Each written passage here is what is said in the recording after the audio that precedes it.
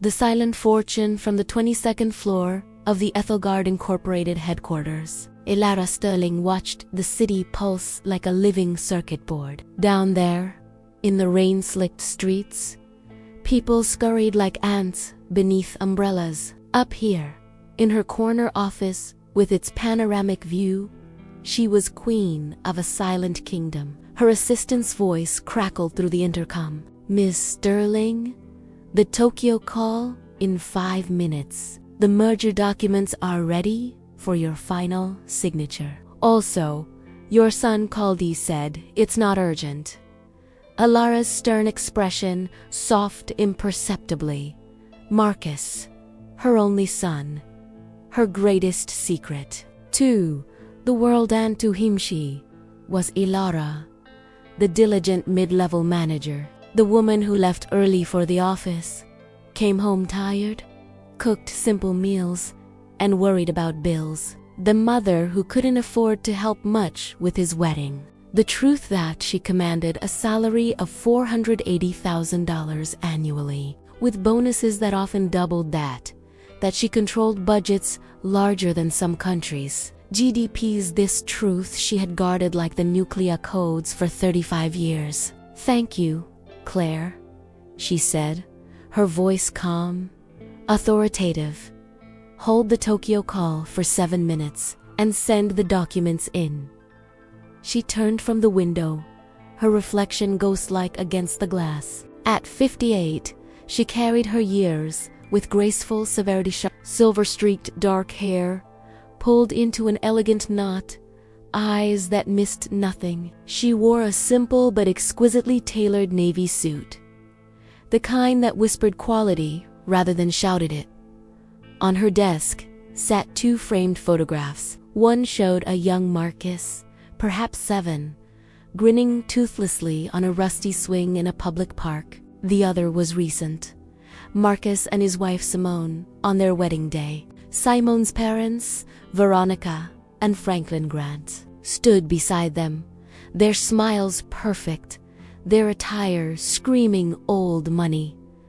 Ilara touched the wedding photo with a fingertip. That day, she'd worn her best dress, a sensible navy shift she'd owned for a decade. She'd given the couple a check for $500. Her modest gift, while Veronica and Franklin had presented them with keys to a luxury apartment in the city's most exclusive neighborhood. "Just a little something to start your lives," Veronica had purred, her eyes sliding over Ilara with polite dismissal. The intercom buzzed again. "Tokyo is ready, Ms. Sterling." Ilara took one last look at the photograph. "Soon," she whispered to herself. "The performance is almost over." She picked up the phone, and when she spoke, her voice transformed, commanding, flawless, the voice that made billionaires listen. "Kato-san, thank you for your patience. Let's finalize this acquisition." But even as she discussed figures with 8 zeros, part of her mind was already planning for Saturday night, for the dinner at Lucille, for the moment when the silent queen would finally step out of the shadows. 3 days later, Marcus's call came as Ilara was examining quarterly reports in her living room. Her apartment was a study in quiet, comfort, well-worn but quality furniture, books lining every wall, a single beautiful but inexpensive landscape painting she'd bought from a street artist 20 years earlier. Nothing to suggest the woman who lived here had a net worth approaching $8 million. "Mom." Marcus's voice sounded strained. "I need to ask you something." Ilara set aside her reading glasses. "What's wrong, darling?" "Nothing's wrong." "Exactly. It's just Simone's parents are flying in from Geneva, first time since the wedding. They want to meet you properly, have dinner." A cold finger traced down Ilara's spine. "Of course, I'd be delighted. We've booked Lucille for Saturday, 8 o'clock. He paused. "Mom, they're very particular people. Traditional, old-fashioned about certain things." Ilara understood the code. They care about appearances, about status, about money. I'll be on my best behavior, she said lightly. Another pause. Longer this time. I might have undersold you a bit. To prepare them. I said, you work in office administration? That you live simply? That Dad didn't leave us much. Ilara closed her eyes. Her husband, David, had died when Marcus was 4, a schoolteacher, with a poet's heart and empty pockets. His not leaving much was the truest thing Marcus had ever said about their finances. That's fine, Marcus. It's all true enough. Thanks, Mom. The relief in his voice was palpable. Simone's really nervous about this. She wants everyone to get along. And her mother? Well, Veronica can be intense. I'm sure we'll manage, Ilara said. But already her mind was racing, calculating, planning. After hanging up, she sat in the deepening twilight of her living room. The clock on the mantel ticked with metronomic precision. She thought of Veronica Grant, the woman she'd researched extensively after the wedding. Born Veronica Schmidt in a poor mining town, she'd married Franklin Grant III, heir to a pharmaceutical fortune, and had spent 4 decades polishing herself into a diamond-hard socialite. Her charity galas were legendary.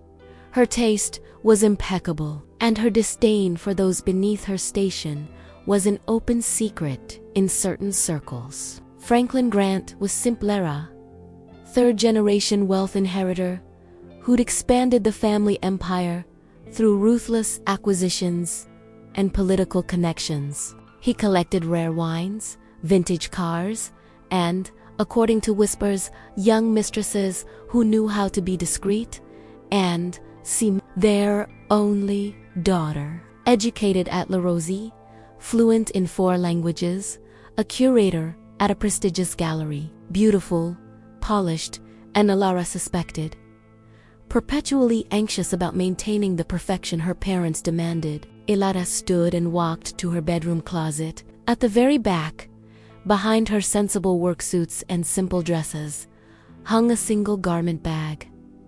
She unzipped it. Inside was a creation of liquid silver, a gown by a designer whose name alone guaranteed exclusivity. She'd bought it 5 years earlier for a charity gala, where she'd been the anonymous keynote speaker. That night, wearing this dress and a diamond necklace worth more than most houses, she'd been sterling, philanthropist, moving through the crowd like a ghost, unrecognizable to anyone who knew the humble Ilara. She ran her fingers over the cool fabric. Then she zipped the bag back up. From her dresser drawer, she retrieved another outfit, a washed-out, shapeless gray dress she'd literally bought from a thrift store dumpster. She held it up to the light. Perfect. The game was set. Marcus believed her to be a struggling mother. Veronica and Franklin would expect a humble, perhaps embarrassing, working-class relative. Simone would brace for awkwardness. And Ilara would give them exactly what they wanted to see. A broke, naive woman.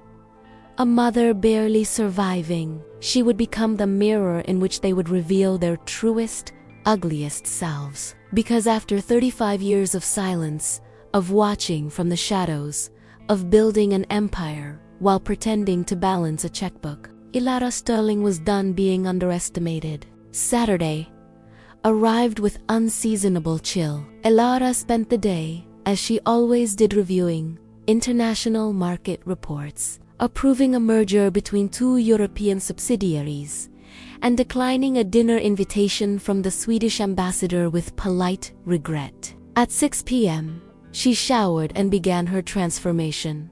First, the face.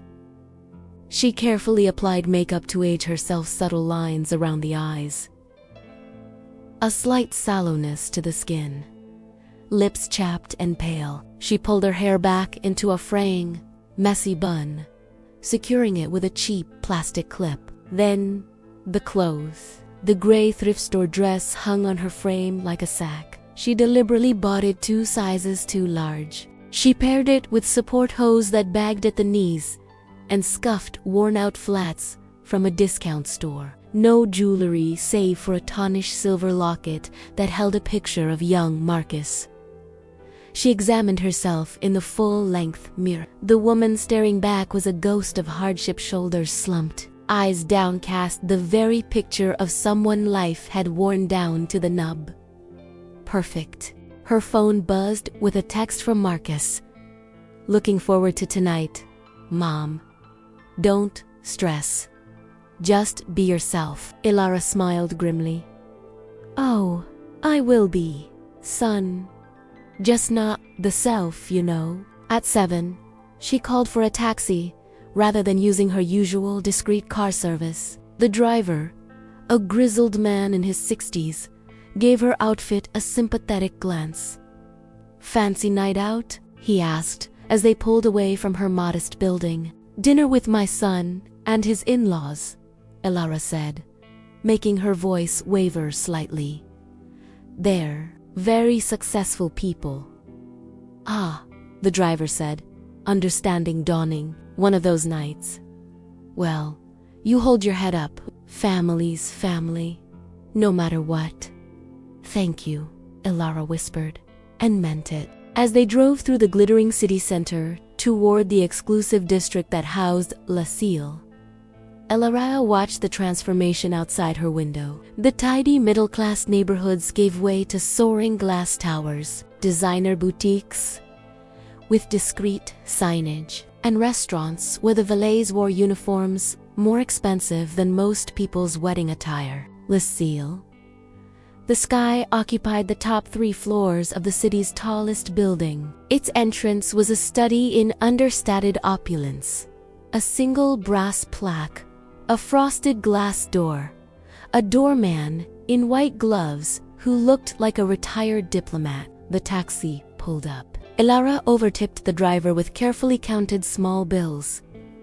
"For your kindness," she said. He touched his cap. "Good luck in there." She stepped onto the pavement, the chill wind biting through her thin dress. For a moment, she hesitated, watching the elegant couples gliding through the doors. Then she squared her shoulders not with confidence, but with the determined resignation of someone steeling themselves for an ordeal. The doorman's eyes swept over her. His polite smile didn't falter, but his gaze was assessing. "Madam, I'm meeting my son, Marcus Sterling Grant." Recognition flashed.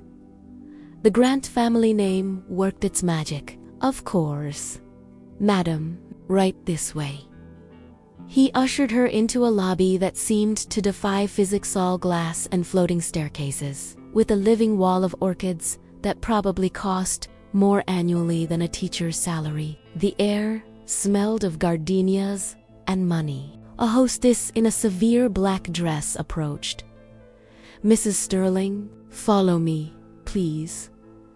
They ascended in a silent elevator with a bench of polished mahogany. At the top, the doors whispered open to reveal the main dining room. Ilara had been to La Cille before, incognito, to evaluate it for a corporate event, but seeing it through the eyes of her poor mother persona was different. The room was a cathedral of wealth. A glass ceiling revealed the night sky. Each table was an island of privacy, separated by living screens of bamboo. The china gleamed, the crystals sparkled, and the patrons spoke in the hushed tones of people who never needed to raise their voices to be heard. And there, at the best table by the floor-to-ceiling window overlooking the city, sat her family. Marcus saw her first. He stood so quickly, his chair scraped loudly on the marble floor. For a terrible second, Ilara saw raw horror in his eyes as he took in her appearance. Then he forced a smile that didn't reach his eyes. "Mom,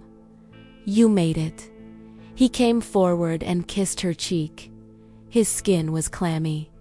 You came straight from work." "This is my best dress," Elara said meekly.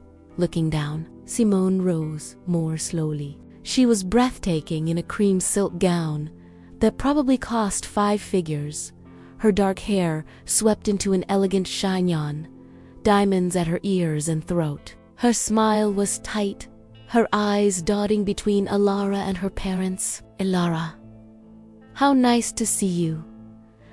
The kiss she offered was Era beside Elara's cheek. Then Elara turned to the Grants. Veronica Grant was studying her with the detached curiosity of an entomologist examining a new species of insect. At 60, she was surgically perfected high cheekbones, flawless skin, ice blue eyes that missed nothing. Her gown was emerald green velvet, simple in cut, but screaming money in its drape and fabric. Diamonds glittered at her throat, wrists, and fingers not gaudy, but undeniably real. Franklin Grant stood with the weary courtesy of a man performing a duty. He was tall, with the solid build of a former athlete gone to seed, silver hair perfectly styled, a watch on his wrist that could purchase a small yacht. His smile was brief, professional.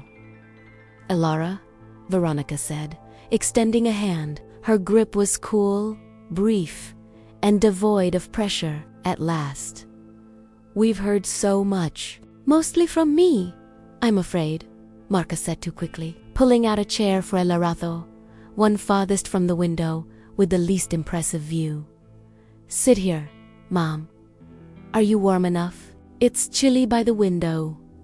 "I'm fine, dear," Elara murmured, perching on the edge of the chair as if afraid to soil it. The silence that followed was profound. Veronica's eyes continued their inventory: the dress, the shoes, the lack of jewelry, the worn canvas tote Elara clutched like a lifeline.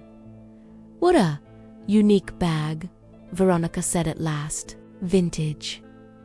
"It carries my things," Elara said simply. Another silence. Franklin cleared his throat.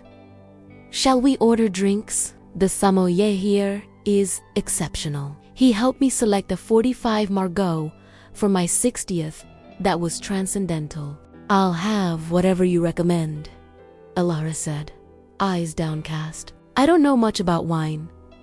Of course, Veronica sighed, and there was the faintest hint of satisfaction in her tone. She gestured to a waiter who materialized as if by telepathy. "We'll start with the Croque Clos d'Ambonnet, and bring Mrs. Sterling." She paused, her eyes flicking to Elara. "Perhaps a glass of the house white. Something approachable." "That would be lovely," Elara whispered. The champagne arrived in a crystal ice bucket. The popping cork sounded like a gunshot in the hushed room when the waiter poured Elara's wine, a perfectly serviceable Sauvignon Blanc. In a beautiful glass, Veronica watched, as if observing a scientific experiment. "Two, family," Franklin said, raising his flute. "Two, family." They echoed. Elara took a small sip. The wine was crisp, cool, expensive. She'd had better from her own cellar. "So, Elara Verania," began setting down her glass with precise alignment to her place setting. "Marcus tells us you work in office management, administrative support," Elara said, modifying her title deliberately. "I handle filing, correspondence, scheduling, whatever needs doing." "How admirable," Veronica sighed. "Steady work is so important." Franklin's first secretary stayed with him for 25 years. Loyalty like that is rare. The subtext was clear.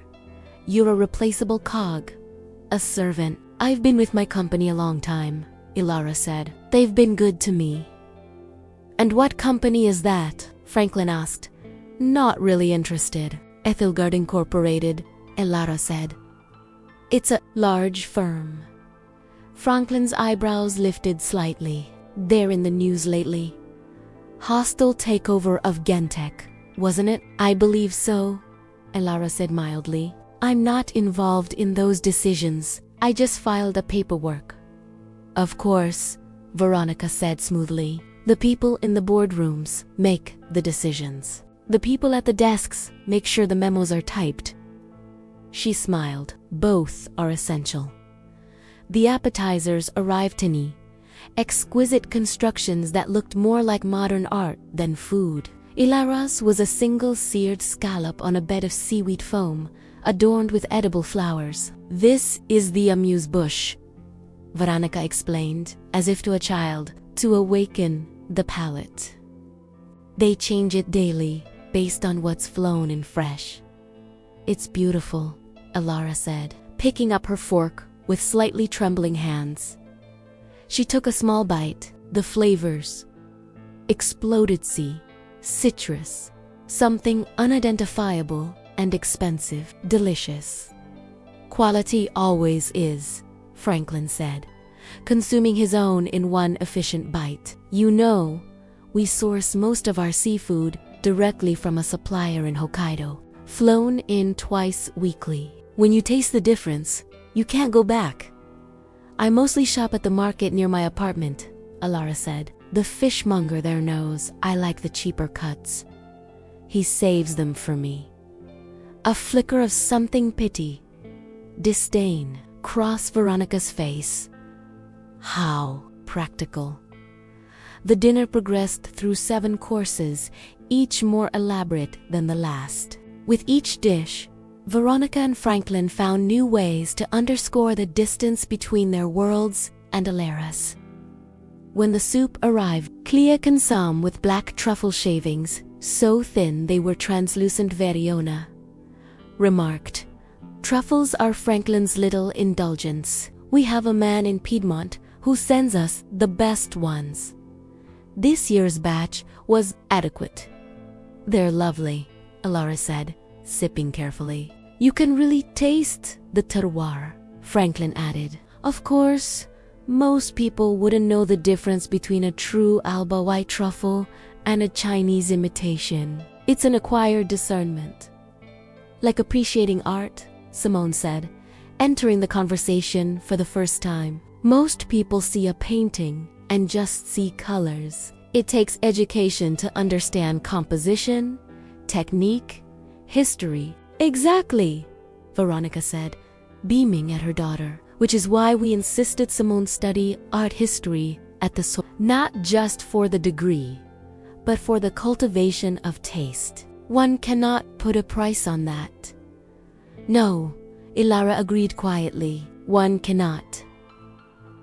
The main course was where the gloves came off completely. Veronica had ordered the Kobe beef, a dish whose price wasn't listed on the menu because, as the waiter said with a smile, "If you have to ask." "This," Veronica said, cutting into the impossibly marbled meat, "is from a specific lineage of Wagyu cattle in Hugo. They're massaged daily, fed a special diet, even listen to classical music. The result is this: silk on the tongue." She took a bite, closing her eyes in feigned ecstasy. $80 an ounce, but worth every penny. She looked at Elara's plata, simple roasted chicken breast with morel mushrooms. "And you, Elara, how is your poultry?" "It's very good," Elara said, tender. "Chicken is so versatile," Veronica said, "and economical. A family can eat 4 days on one bird. Isn't that right?" "I often make soup from the bones," Elara said, playing her part perfectly. Marcus was growing increasingly agitated. "Mom makes incredible chicken soup. Always healed me when I was sick." "How?" "Homespun," Veronica said. "We always had a chef, of course, but I'm sure nothing compares to a mother's cooking." The conversation turned to travel as the plates were cleared. Veronica described their villa in St. Tropez, their ski chalet in Gus, their recent safari in Botswana, where they'd stayed in a tent with solid gold fixtures. Can you imagine? We're thinking of buying a small island in the Caribbean, Franklin mentioned casually. For privacy, the paparazzi have become unbearable since the IPO. How wonderful for you, Ilara said. You should travel, Ilara Veronica said with false concern. Even somewhere simple, a cruise, perhaps. They have very affordable options for people on a budget. I'm happy at home, Ilara said. My garden, my books, it's enough. Contentment is a virtue, Franklin said, but his tone suggested it was the virtue of the unimaginative. It was during Deserta construction of chocolate, gold leaf, and something called foraged cloudberries that Veronica launched her main offensive. She set down her spoon with a deliberate click. Ilara dear, we need to speak about something important. As family, Marcus tensed visibly. Veronica, maybe this isn't nonsense, Veronica said, not taking her eyes off Ilara. We're all adults, and this concerns everyone. She leaned forward, her diamonds catching the candlelight. Franklin and I are planners. We think about the future, about legacy, about stability. Ilara met her gaze, letting her own eyes remain wide, slightly frightened. Yes, we've provided well for Simone and Marcus. The apartment, investments, connections. We want them to thrive, to build something lasting. She paused. But we worry about distractions, about obligations that might pull their focus. The word obligations hung in the air. Ilara said nothing. You're a mother, Veronica continued. You understand, we want to protect our children, to give them every advantage. And sometimes that means addressing potential complications. Franklin took over, his voice a banker's monotone. We've reviewed Marcus's finances. He has potential, but he carries some concern about your situation, your retirement, your health care, your living arrangements. It weighs on him. I don't want to be a burden, Ilara whispered. Perfectly. Of course you don't, Veronica said soothingly. No mother does, which is why we want to help.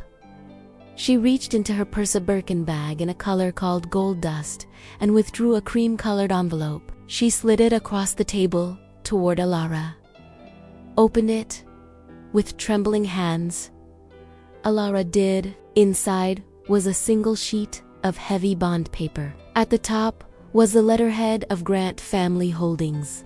Below, in precise legal language, was an offer, a monthly stipend of $700, deposited into an account in Ilara's name for the remainder of her life. Attached was a second documenta non-disclosure agreement and what was essentially a non-contact clause. $700 a month. Veronica sighed. Tax-free. Enough to supplement whatever pension you have, to give you a little comfort in your later years. Ilara stared at the paper. The numbers swam before her eyes. $700. Less than she tipped her housekeeper monthly. Less than the flowers that adorned her office weekly. In return, Franklin said, we would ask that you respect Marcus and Simone's space, that you not impose, that you allow them to build their lives without undue maternal involvement. Marcus slammed his hand on the table, making the crystal jump. That's enough. You can't do this, Marcus. We're trying to help, Veronica said coldly. Your mother is struggling. We're offering a solution. A generous one. Generous. Marcus's voice was choked. You're trying to buy my mother's silence, to pay her to disappear. Don't be melodramatic, Franklin snapped. We're addressing a financial reality. Your mother lives on a fixed income. We're providing supplemental support. It's philanthropy, really. Simone was crying silently, tears cutting through her perfect makeup. Mother, father, please. Elora looked from face to face. Makosi's anger, Simone's shame, Franklin's impatience, Veronica's triumphant pity. The clock on her 35-year performance was ticking down to its final seconds. She carefully folded the paper and slipped it back into the envelope. Then she placed the envelope precisely in the center of the table. When she spoke, her voice had changed. The tremor was gone. The meekness vanished. What remained was cool, clear, and carried the quiet authority of someone accustomed to being obeyed. An interesting proposal, she said. Let's discuss the numbers. The change was so sudden, so complete, that for a moment no one reacted. They simply stared, trying to reconcile the timid woman of moments before with the person who now sat before them back. Straight eyes, sharp, voice steady, Veronica said, frowning. Are you feeling perfectly well? Ilara interrupted. She picked up her wine glass, not the house white, but the untouched Krug champagne that had been poured for her earlier and ignored. She took a sip, her movements economical, assured. Though I prefer the '08 vintage, the '04 has lost some of its brightness, don't you think? Franklin blinked. You know champagne. I know many things, Elara said. She set down the glass and turned her full attention to Veronica. Now. Your offer, $700 monthly, in exchange for what you euphemistically call respecting space, but which legally constitutes restricted access to my only child. Veronica's composure flickered. I think you're misunderstanding. I misunderstand nothing, Elara said. You've assessed me as a financial liability and proposed a solution as a businesswoman. I appreciate efficiency. Let me make a counter-proposal. She reached into her worn canvas, tote the one Veronica had mocked. But instead of pulling out a coupon book or tissues, her hand emerged, holding a slim, black leather wallet. From it, she extracted a card. Not a credit card, a business card. Simple white stock, raised black lettering.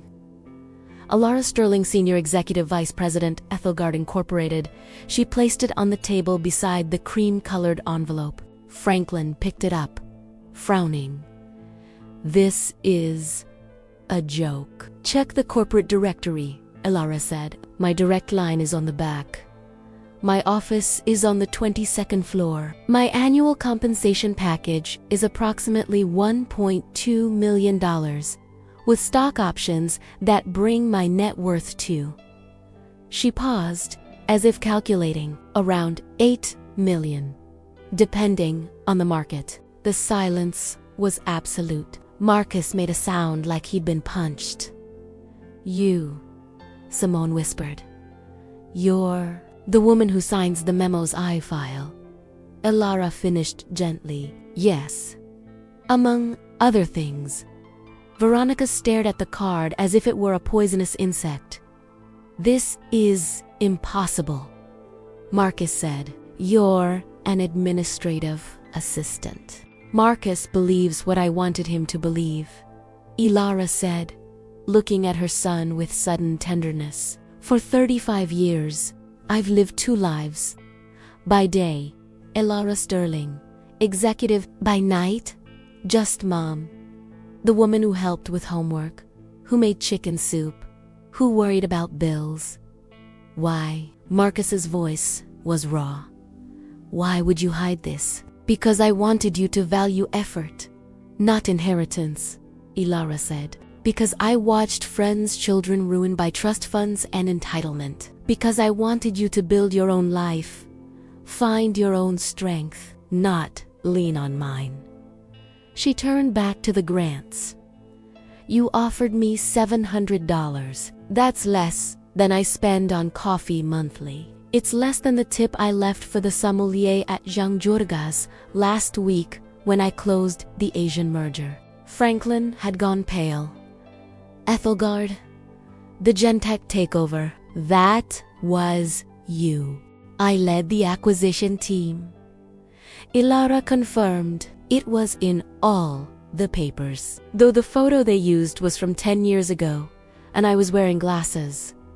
She allowed a small smile. Vanity. Veronica was struggling to maintain her poise. Even if this is true, why the charade tonight? Why come here looking like that? She gestured dismissively at Ilara's dress. To see how you would treat me, Ilara said simply. To know who you really are. And you've been most illuminating. She picked up the menu she'd pretended not to understand earlier. This wine list, for instance, the 45 Margaux you mentioned, Franklin, a good year, but overrated. The 47 is transcendent, if you can find it. I have 3 bottles in my cellar. Franklin's mouth opened, closed. And your truffle supplier in Piedmont? Ilara continued. If he's sending you adequate truffles, you're being robbed. I have a woman in Alba who sources only for me. I'd be happy to introduce you, though I warn you she's particular about her clients. Veronica found her voice, sharp with humiliation and rage. You deceived us. You made fools of us. No, Ilara said coldly. You made fools of yourselves. I merely provided the stage. You performed the play all on your own. She stood up. The transformation was now complete. Though she still wore the thrift store dress and scuffed shoes, she carried herself with such authority that the cheap fabric seemed irrelevant. This was a woman who commanded boardrooms, who negotiated with prime ministers, who didn't need expensive clothes to establish her worth. The dinner is on me, she said, withdrawing not the centurion card she'd planned to use, but something more sotala, black titanium cart with no visible branding, the kind issued only to a handful of people worldwide. She placed it on the table. Consider it a lesson in humility, one I suspect you desperately need. She turned to Marcus, whose face was a mask of shock, betrayal, and dawning awe. I'll be at home when you're ready to talk. Take your time. To Simone, who was weeping openly now, she said gently, You're not your parents. Remember that. And with that, she walked away from the table. Not with the timid steps she'd arrived with, but with the measured, confident stride of a woman who has just reclaimed her entire life. The last thing she heard as she reached the elevator was Franklin Estandui's, My God, that's Ilara Sterling. The Sterling, the one they call the Silent Queen. The elevator doors closed on the ruins of her deception. The taxi driver who picked her up outside Lucille was different from the one who had brought her a young woman with kind eyes and a nose ring. Rough night? She asked, glancing at Ilara's appearance in the rearview mirror. A revelation, Ilara said, leaning back against the seat. She felt exhausted, exhilarated, empty, and full all at once. 35 years of deception ended in 15 minutes of truth. Those fancy places can be intense, the driver said. All those people trying so hard to be important. Ilara smiled faintly. You have no idea. They drove in comfortable silence for a while. Then the driver said, You know, my mom worked cleaning offices in buildings like that. She'd come home with stories about the people she saw how sad they looked, even with all their money. Your mother was observant, Ilara said. She said rich people fall into 2 categories. those who wear their money like armor, and those who wear it like a comfortable old sweater. The armor ones are always the loneliest. Elara looked out at the passing city. Your mother was a wise woman. She was, the driver said softly. Died last year, left me her taxi medallion and about $300, but also left me knowing how to spot the difference between wealth and richness. What's the difference? Elara asked, genuinely curious. Wealth is what you have. Richness is what you feel. The driver met her eyes in the mirror. You strike me as a rich person, no matter what you're wearing. Tears pricked unexpectedly at Elara's eyes. Thank you. When they reached her building, Elara handed the driver a $100 bill. Keep it. For the wisdom. You don't have to. I know, Elara said, but I want to. She entered her quiet apartment. For a long time, she just stood in the dark living room, listening to the familiar sounds, the hum of the refrigerator, the distant traffic, the ticking of the mantel clock. Then she moved through the rooms, turning on lights. She went to her bedroom, removed the thrift store dress, and hung it carefully in the back of the closet. She showered, washing away not just the makeup but the persona. When she emerged, wrapped in a simple but luxurious robe, she was just Elara. Not the executive, not the poor mother, just herself.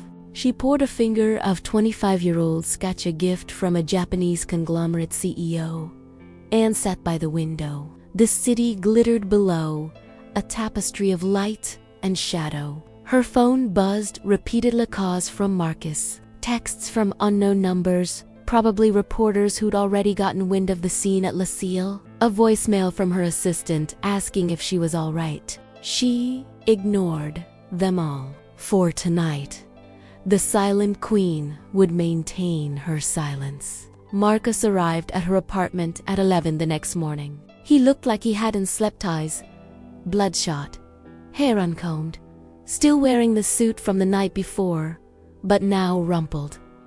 He stood in her doorway, just staring at her. Elara had made coffee. The ordinary smell of it seemed to ground him. Come in, she said. He stepped inside, his eyes taking in the apartment with new understanding. The books, first editions, mixed with paperbacks. The simple but beautiful Scandinavian furniture, authentic, mid-century pieces, not reproductions. The single landscape painting now.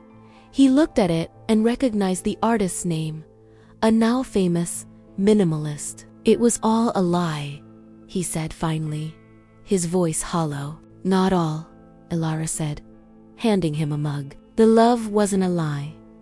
The chicken soup wasn't a lie. The nights helping you with calculus weren't a lie. But everything else, he shook his head. My whole life, I thought we were struggling. I took out student loans. I worked 3 jobs in college. I worried about you being alone, getting sick, not having enough. And that made you compassionate, Elara said gently. That made you responsible. That made you the man you are, not a trust fund baby expecting handouts, but someone who knows the value of work. But I let them. He swallowed hard. Last night, I let them humiliate you. I should have stopped it. I should have. You were playing the role I assigned you, Elara said. As was I. The difference is, my role had an ending, yours. I'm sorry I kept you in it so long. They sat at her small dining table. Sunlight streamed through the windows, illuminating dust motes dancing in the air. Tell me everything, Marcus said, from the beginning. So she did. She told him about his father's death when he was 4, about her desperate climb from secretary to executive, studying at night while he slept, taking courses, learning the intricate dance of corporate politics, about the first million, quietly invested, about the promotions, each one celebrated with a small treat for them and ice cream. A movie while she privately negotiated salaries that would have stunned him. "Why Ethelgard?" he asked. "That's one of the biggest. I started in the mailroom," she said. 35 years ago. When you were a baby, I needed health insurance, stability. I never planned to stay, but I was good at it. Better than good." "The Silent Queen," Marcus murmured. "I've heard that name. In business articles, they say you're ruthless." "I'm strategic," Elara corrected. "There's a difference. And home. All these years. This apartment was my sanctuary," she said. "Here, I was just mom. Not a executive. Not a negotiator. Here, the most important deal was getting you to eat your vegetables." Marcus laughed, a choked, wet sound. He ran his hands through his hair. "Simone, her parents left this morning. Early flight. They're furious, humiliated. Franklin's worried about business repercussions. You're legendary for holding grudges." "I don't hold grudges," Elara said. "I have an excellent memory. Simone wants to see you." She's devastated, ashamed of her parents, ashamed of herself for not stopping them. "She's welcome here," Elara said. "But not today. Let her sit with it." True change requires discomfort. Marcus nodded, sipping his coffee. For a long time, they sat in silence, the years of deception between them slowly dissolving in the morning light. "What now?" he asked finally. "Now," Elara said, "you know the truth, and you get to decide what to do with it. You can be angry. You can feel betrayed. Or you can understand why I did what I did." "I think," Marcus said slowly, "I understand. I saw those people last night. And Franklin, I saw how money shaped them. How it made them small, in a way. How they measured everything by it." He looked at her. "You didn't want that for me." "No," Elara said. "I didn't. But Mom, all those years of pretending, wasn't it lonely?" The question struck deeper than he knew. Elara looked out the window, her eyes distant. "Sometimes, yes. But watching you become the man you are, that was worth every silent dinner, every hidden bonus, every birthday where I bought you a modest gift while my bank account grew." Marcus stood up, walked around the table, and hugged her. It was different from their usual. Embraces deeper, more adult, a meeting of equals, rather than parent and child. "I love you," he said into her hair, "even though you're a crazy, secret billionaire." Elara laughed, a real laugh that shook her shoulders. "Not a billionaire. Just comfortable." "Comfortable," Marcus repeated, pulling back to look at her. "Right. I have to get used to that. My mom is comfortable." He shook his head. "Does this mean I can borrow money?" "No," Elara said immediately, but she was smiling. "But I might help with a down payment, if you ask nicely." The story, of course, leaked. By Monday morning, the Lucille incident was the talk of certain circles. The details were vague: a powerful executive pretending to be poor, a humiliated society family, a dramatic revelation, but the whispers were everywhere. Elara returned to work on Monday. As she stepped off the elevator on the 22nd floor, her staff fell silent, then burst into applause. Claire, her assistant of 15 years, was beaming. "They're calling it the Sterling switch," Claire said, handing Elara her messages. "The Wall Street Journal wants an interview. CNN 60 minutes. Decline them all, Elara said, slipping into her office. Business as usual. Not quite usual, Claire said, following her. Franklin Grant has called 6 times. He wants a meeting. He's panicking. Elara sat behind her desk, the massive expanse of polished oak that had been her command center for a decade. What's he panicking about? Word is you're reconsidering the Gentech merger, that you might spin off the pharmaceutical division which would directly compete with Grant Holdings' main business. Elara smiled faintly. The rumor mill worked fast. Set up a meeting. Friday? My office? And Veronica Grant, she doesn't get a meeting, Elara said. But tell her I'll see her at family events. We are, after all, related now. The week passed in a blur of normality and surrealism. Elara negotiated a deal with a Singaporean tech firm, fired an underperforming division head, and approved a $1 billion budget, all while fielding increasingly desperate calls from Franklin Grant's office. On Thursday evening, Simone came to see her. She arrived without calling, dressed in simple jeans and a sweater, no makeup, her hair in a messy ponytail. She looked younger, more vulnerable than Elara had ever seen her. "May I come in?" she asked, her voice small. Of course. They sat in the living room. Simone didn't speak for a long time, just stared at her hands. "My parents left," she said finally. "Back to Geneva. There, not speaking to me. They say I betrayed them, that I should have known, should have stopped you." "And what do you say?" Elara asked. Simone looked up, tears in her eyes. "I say they got exactly what they deserved. I say I watched them treat people like that my whole life, drivers, assistants, anyone they considered beneath them. And I never said anything, because it was easier, because they were my parents." She took a shuddering breath. "But that night, watching them do it to you, and then learning who you really were, it was like waking up from a dream, a very expensive, gilded dream." Elara listened, saying nothing. "I'm not asking for forgiveness," Simone said.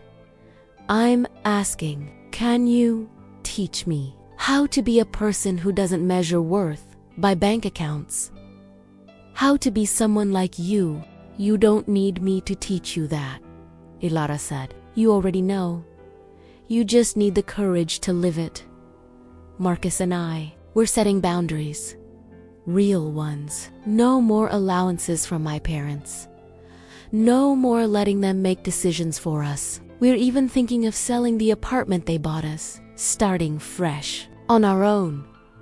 "That's a big step," Elara said. "It is. And it's terrifying."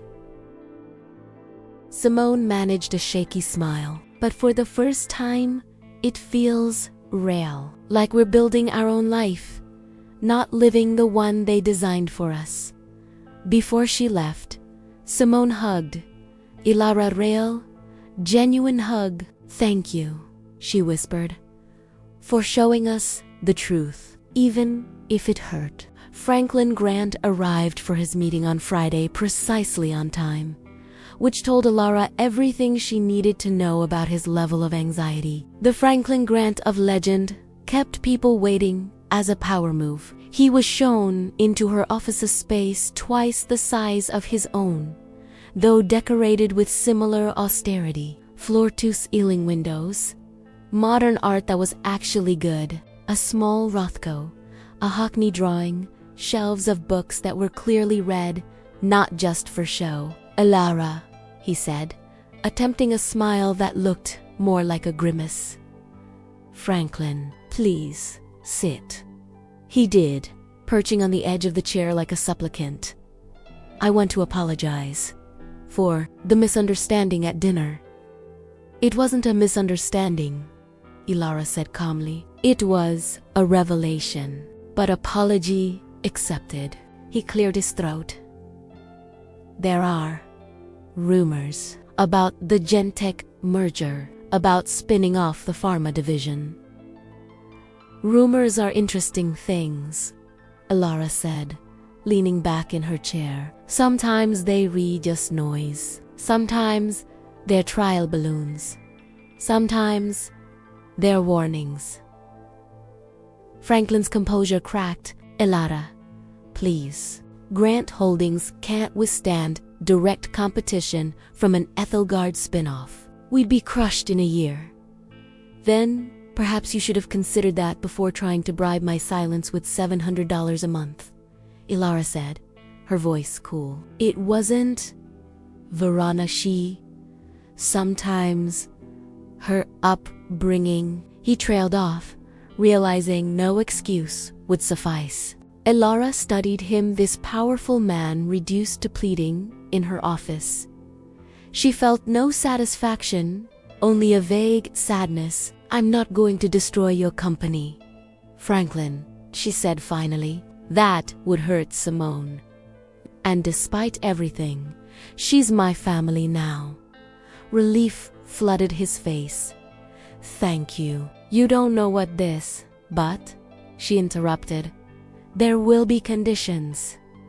Anything. First, you and Veronica will attend family therapy with Marcus and Simone. Real therapy, not some society psychiatrist who tells you what you want to hear. You will learn to relate to your daughter as a person, not a project.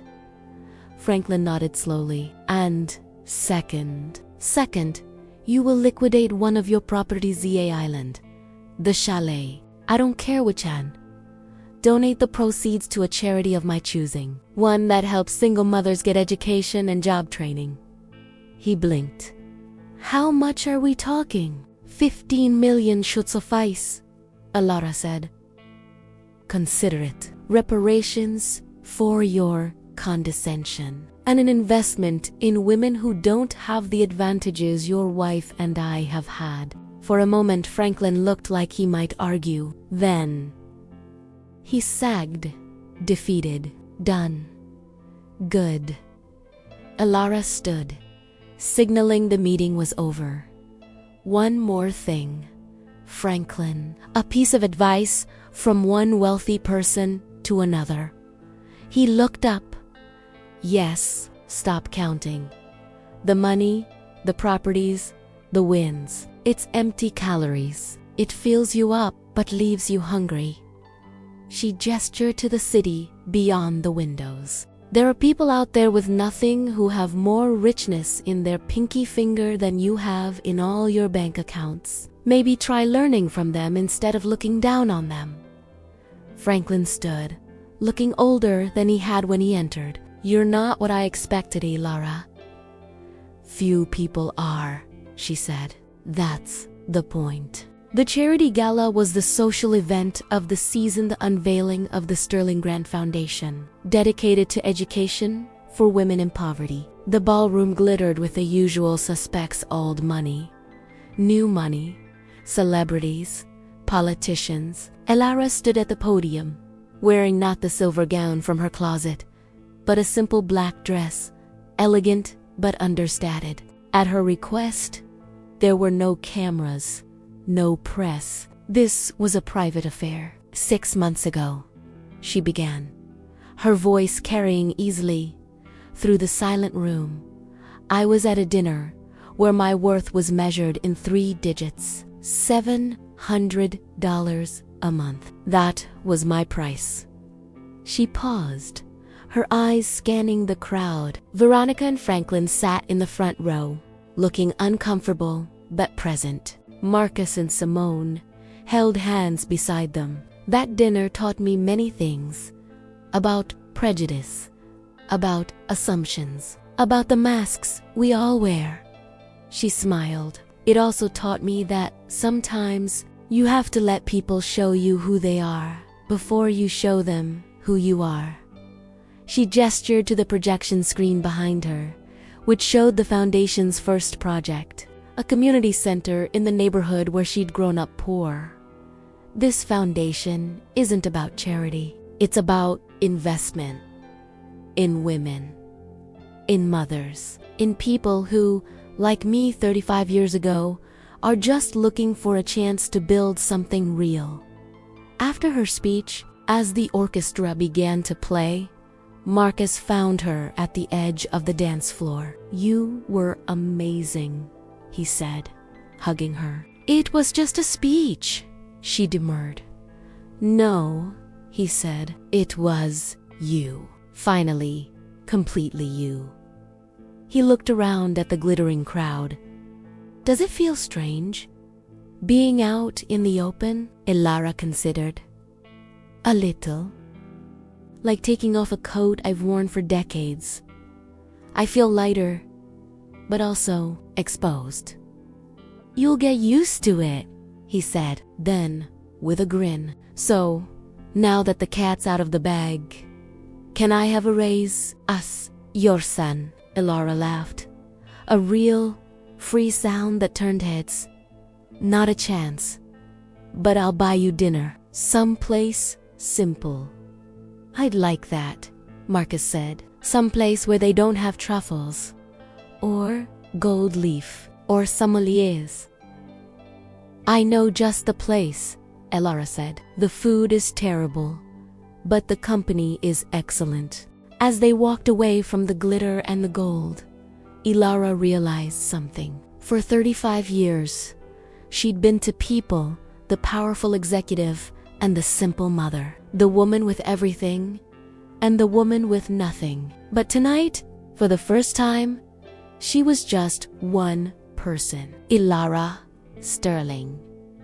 Mother, executive, woman, rich in all the ways that truly mattered. And that, she thought as she took her son's arm, was the greatest fortune of all. Later that night, alone in her apartment, Ilara stood by the window as she had so many nights before. The city lights twinkled below, a sea of dreams and struggles. On her desk, her phone buzzed with a notification, her investment portfolio update. The numbers were astronomical, almost abstract. She didn't look at it.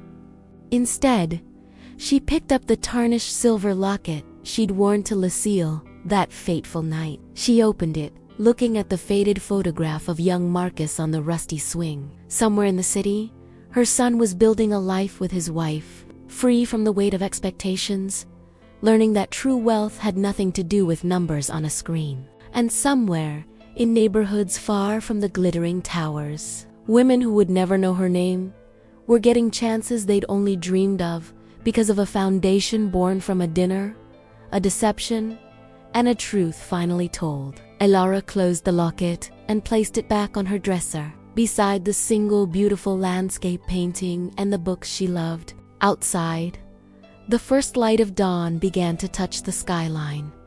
A new day.